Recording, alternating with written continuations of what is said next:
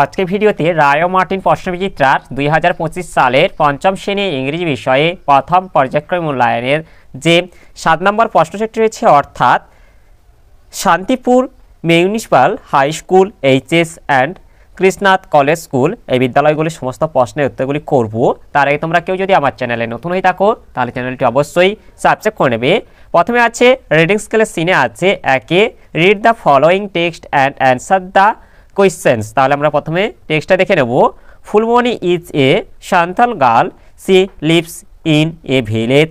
Have you ever been to her house?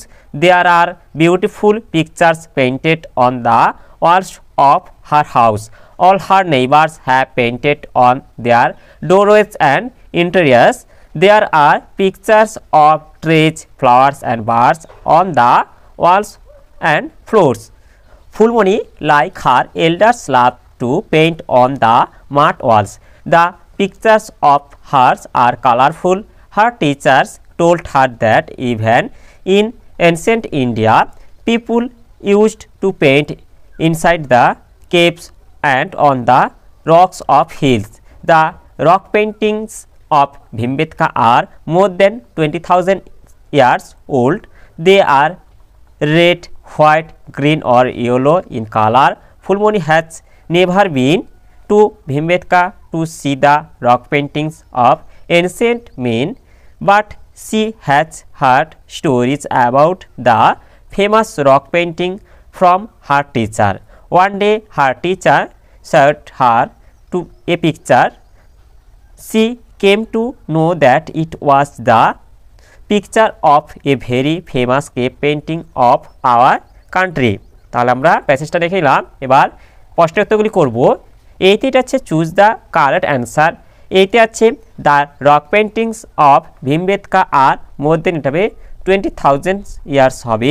এরপরে বিতেটা আছে ফুলমণি ইজ এ, এটা হবে সান্তাল গার্ল হবে।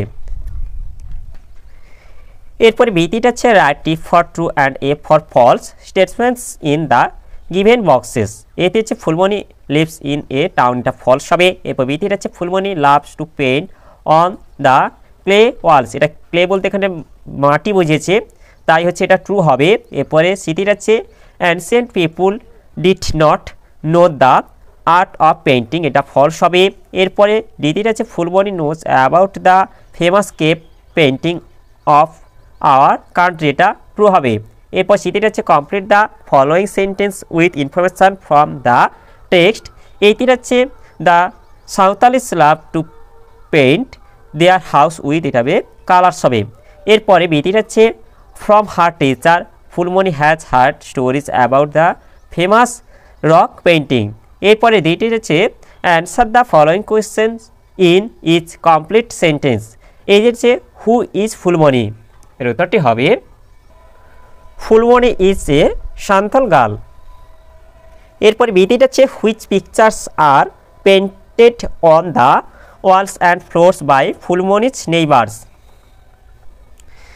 There are pictures of trees, flowers and birds on the walls and floors.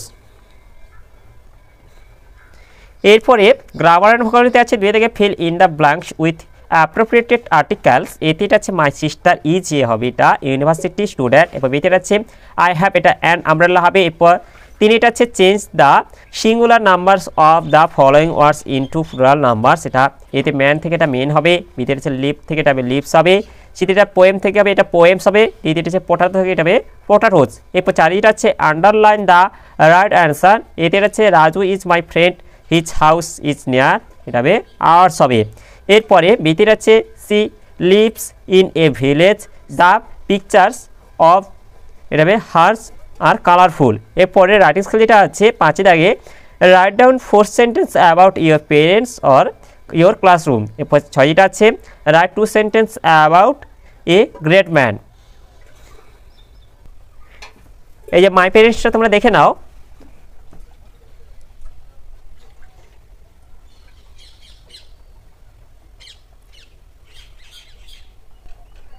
এর পরবর্তী রাইটিং স্কিলটা যেটা আছে মাই ক্লাসরুম, এটা দেখে নাও তোমরা।